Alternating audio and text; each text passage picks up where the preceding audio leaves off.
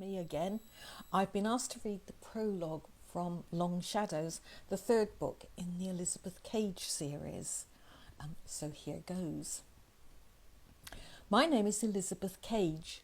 I don't know who I am or even what I am.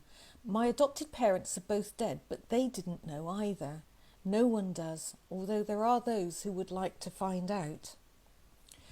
I used to be able to say that I'd never caused anyone any harm in my life, but that's no longer true.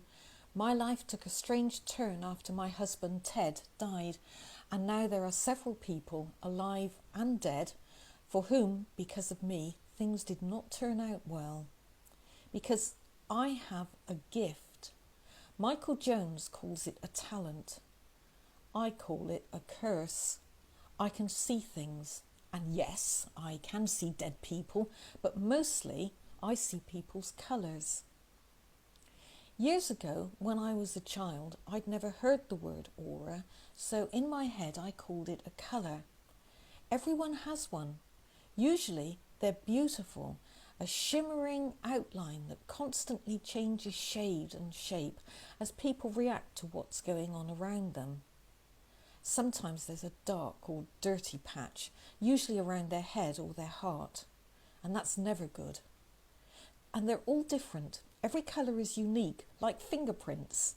Some are thick and vigorous and clearly defined, strong and throbbing, rich and deep. Some are pale and insubstantial. It's not unknown for people to have very similar colours to their family and close friends. I recently encountered an entire village where everyone's colours were all variations of the same blue, turquoise and purple. The colours of a mother and her baby are almost identical for the first weeks, and then, as the child develops her personality, her colour develops too. You might have come across people for whom you feel an instinctive liking. That's because your colours are similar.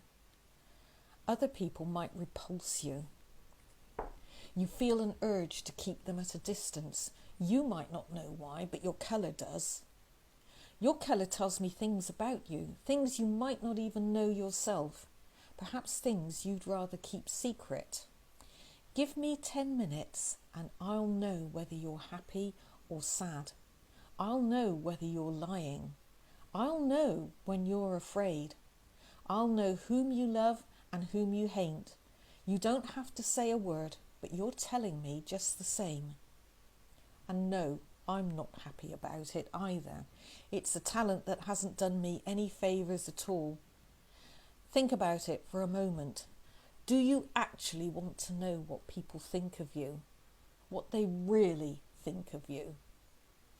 I've done my best to live a normal life. I married Ted and settled down to what I hoped would be peace and happiness. And then, suddenly and very unexpectedly, Ted died and my life changed overnight. I began to crash from one situation to another. I was imprisoned in a government-sponsored mental institution. I'd be there still if Michael Jones hadn't got me out. I've no idea what will become of me. Not only do I not know who I am or what I am, I don't know where I'm going either. Well, no, that's not strictly true. I was going to Scotland.